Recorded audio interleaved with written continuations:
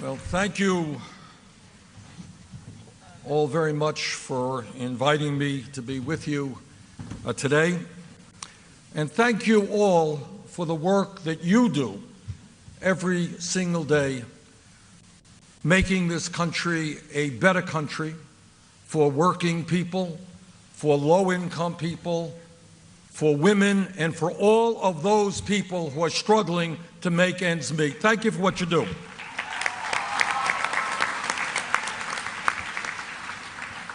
And let me thank our friends from Minnesota for hosting this event and for giving us some of the great political leaders of the last century, including our great friend, Paul Wellstone.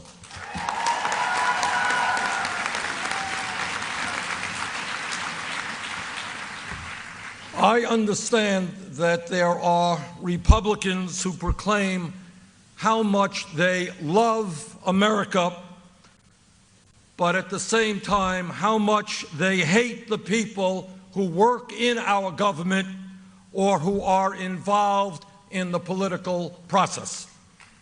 I disagree.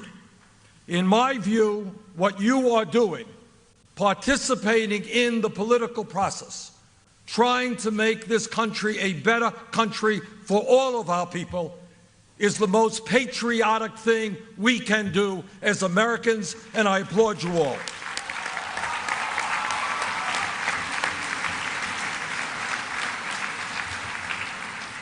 When I announced my candidacy for president less than 4 months ago, I think it is fair to say that few took that candidacy seriously.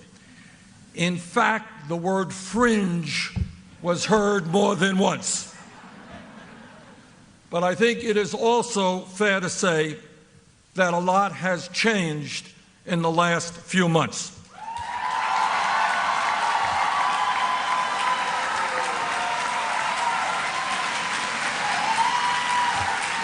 All across this country, we have drawn some of the largest crowds of this campaign, including many young people and working people who have not previously been involved in the political process.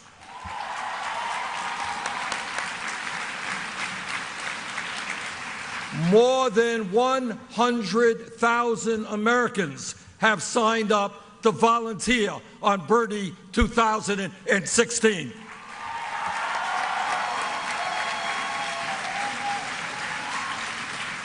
We have received more individual campaign contributions than any other presidential campaign.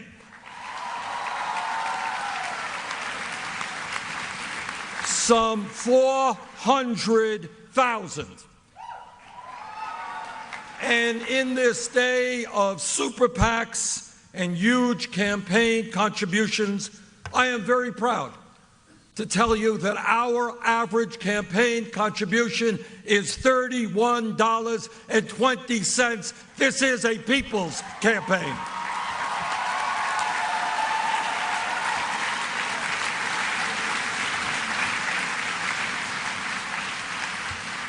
Most importantly, I believe that few would deny that the issues that we are running on are generating an enormous amount of enthusiasm, and that our grassroots campaign, which is calling for a political revolution, is striking a chord all over America.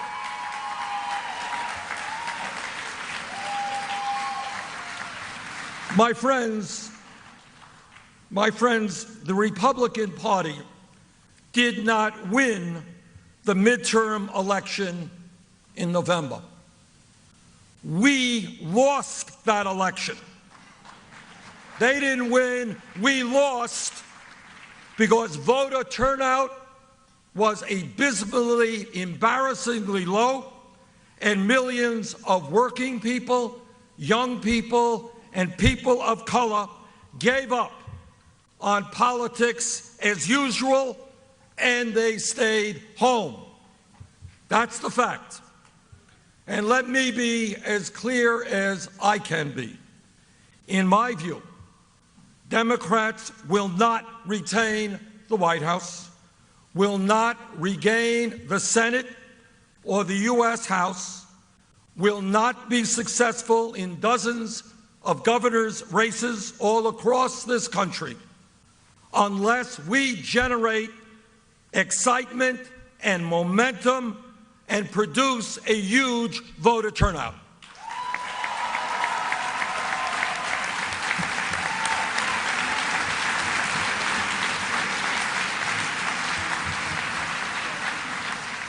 With all due respect, and I do not mean to insult anyone here, that turnout, that enthusiasm will not happen with politics as usual.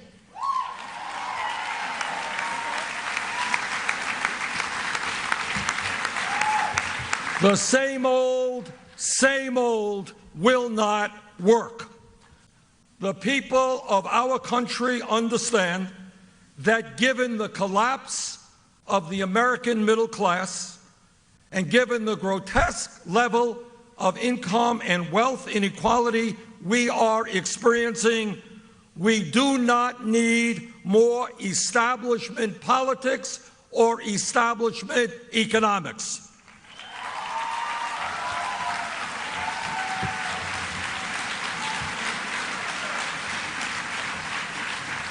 What we need is a political movement which is prepared to take on the billionaire class and create a government which works for all of us and not just corporate America and a handful of the wealthiest people in this country.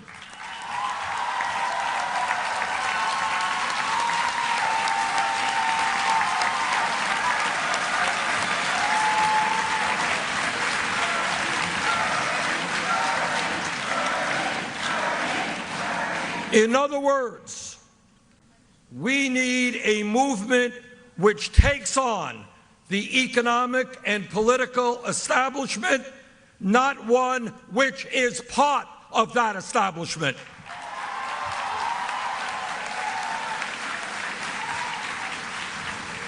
We need a movement which tells corporate America and the wealthiest people in this country that they will start paying their fair share of taxes.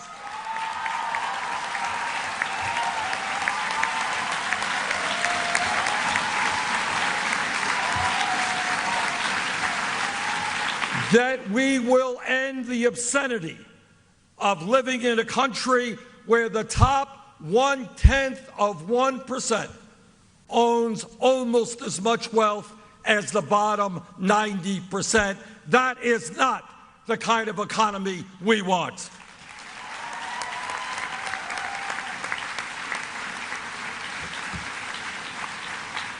We need a movement which tells Wall Street that when a bank is too big to fail, that bank is too big to exist, and we're going to break them up.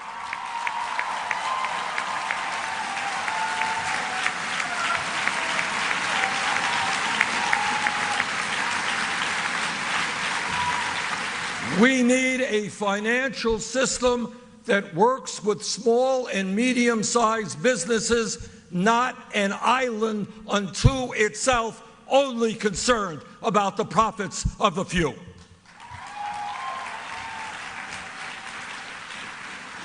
We need a movement which works with our trade unions and ends our disastrous trade policies, which have cost us millions of decent-paying jobs.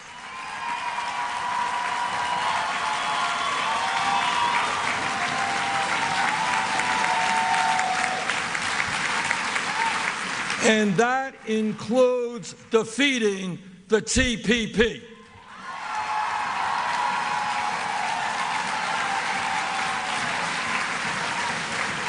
Corporate America has got to start investing in our country, not just countries all over the world.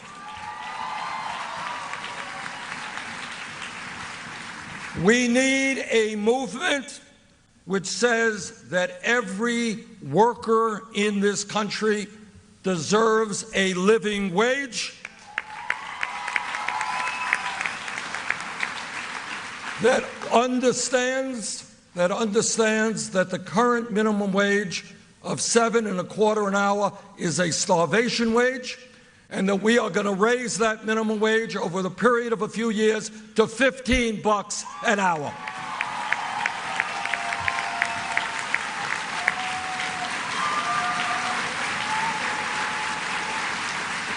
That we are going to end the disgrace of women making 78 cents on the dollar compared to men. We are going to have pay equity for women workers.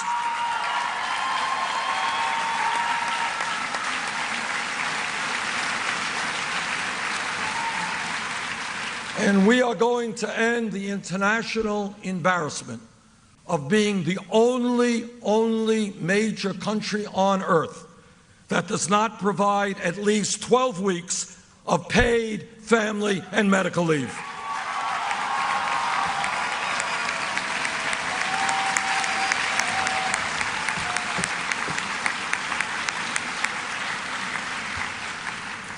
We need a movement which says that when real unemployment, including those who have given up looking for work and those who are working part-time, is over 10%, when black youth unemployment is over 50%, that we need a massive federal jobs program to rebuild our crumbling infrastructure.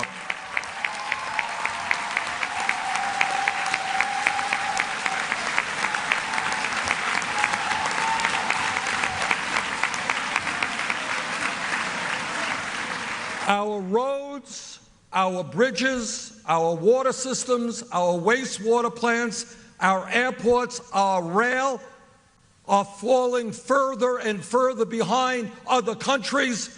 We can create millions of jobs rebuilding our infrastructure, and I intend to do that.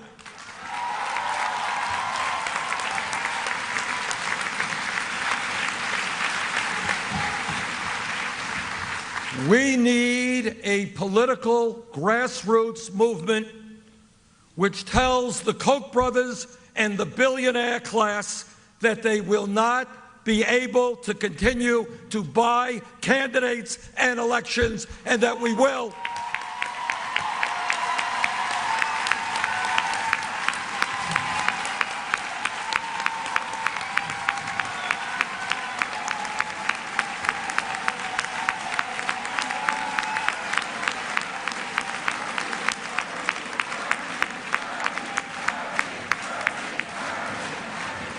I have not made many campaign promises so far. But let me repeat one to you that I have made, and that is that no nominee of mine to the U.S. Supreme Court will have his or her name go to the Senate unless that candidate is loud and clear in saying that one of the first orders of business for that candidate will be to rehear and overturn Citizens United.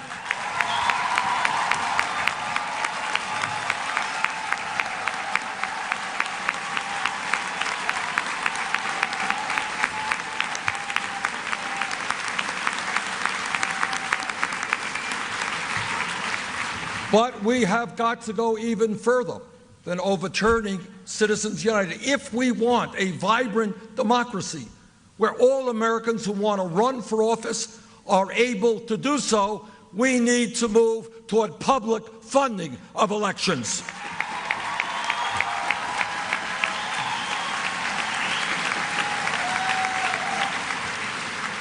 And by the way, together we are going to end this cowardly voter suppression that Republican governors are imposing on people all across America.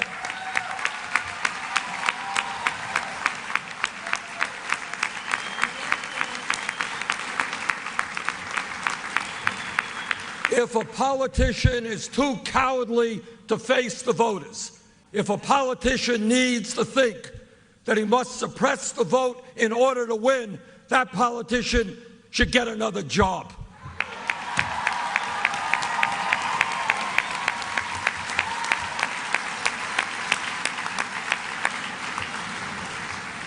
We need a movement that understands that climate change is real, it is caused by human activity, and that we are going to lead the world in transforming our energy system away from fossil fuel to energy efficiency and sustainable energy.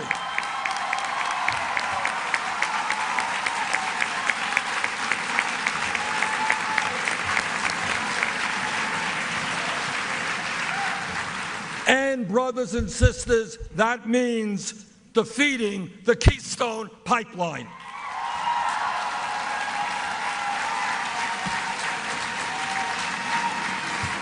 We need a movement that says, in a highly competitive global economy, that all of our people who have the ability and the qualifications will be able to get a college education regardless of the income of their families.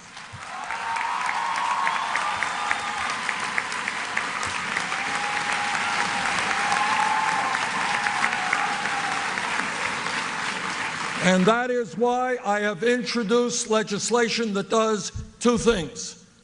First, it makes every public college and university in America tuition free.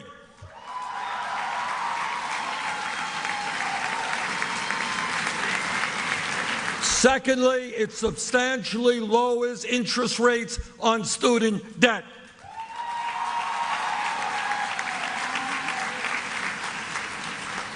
And we pay for that by imposing a Wall Street speculation tax.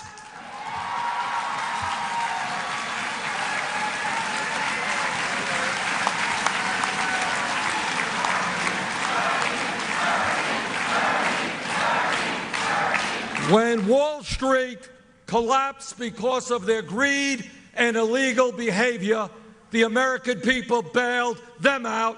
Now it is their turn to help the middle class of this country.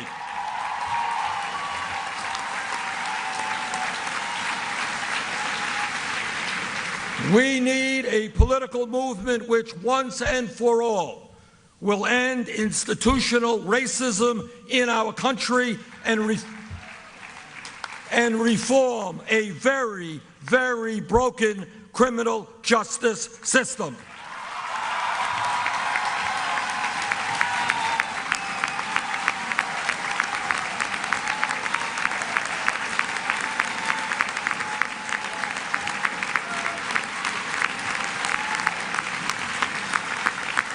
We must not accept more deaths of unarmed blacks like Sandra Bland and Michael Brown and Rekia Boyd and Eric Garner, Walter Scott, and too many to name. We must not continue being the country in the world with more people in jail than any other.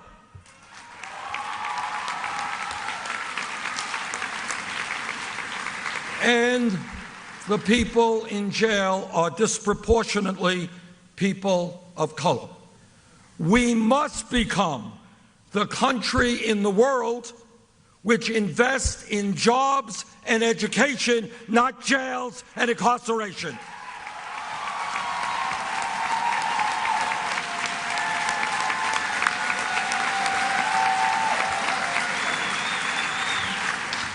And when we talk about bringing our country together, we cannot forget that there are now 11 million people here who are undocumented. We must provide legal protections for them. We must pass comprehensive immigration reform, and we must provide a path toward citizenship.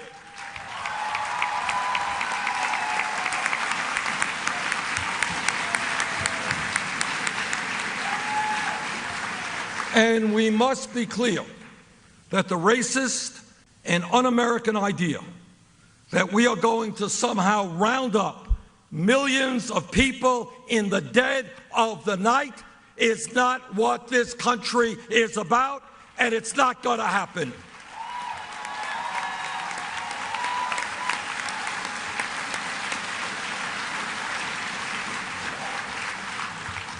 You are looking at a former congressman who did not believe George W. Bush, Dick Cheney, and Don Rumsfeld, and who voted against the war in Iraq.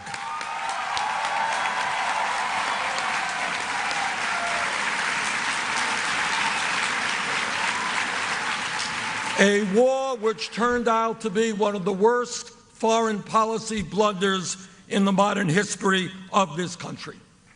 And you are looking at a senator who will stand with President Obama in preventing Iran from getting a nuclear weapon, but will do it in a way that prevents war.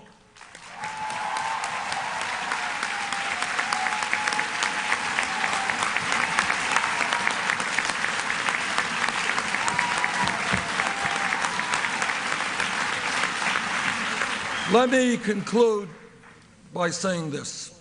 One of the demands of my campaign is that we as a people think big, not small, not accept this right-wing ideology and world view. Not a question of cutting education by 2% or 4% or throwing people off of health care.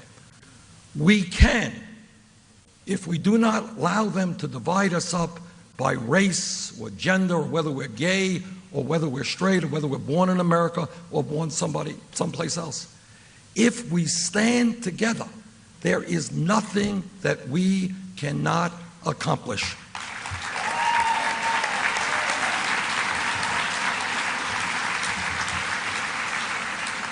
We can live in a country where health care is a right for all people, not a privilege.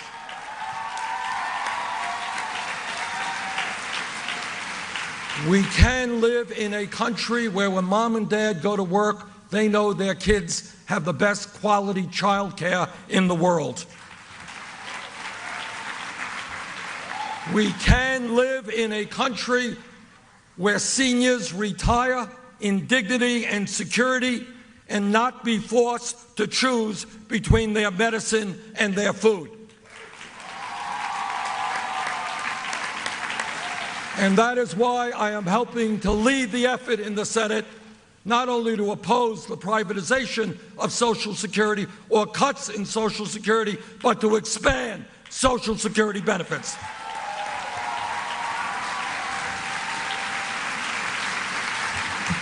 We can live in a nation where our veterans, the men and women who put their lives on the line to defend us, get the quality health care and the benefits they have earned and the respect that they are due.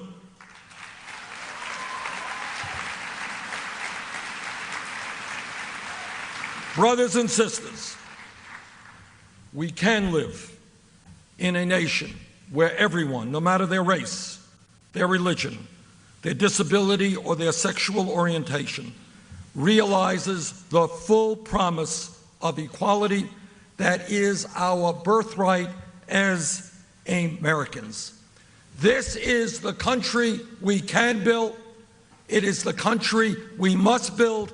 And if we stand together, that is the country we will build. Thank you very much.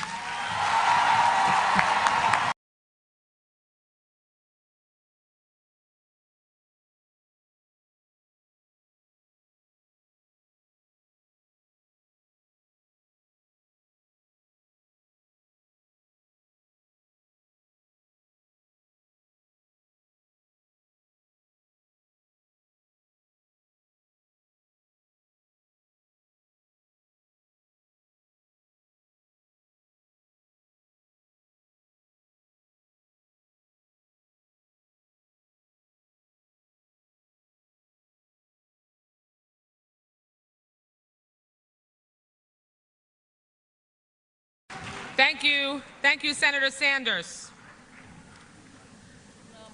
If I can ask everyone to retake your seats. I'm the leading state sponsor of terrorism.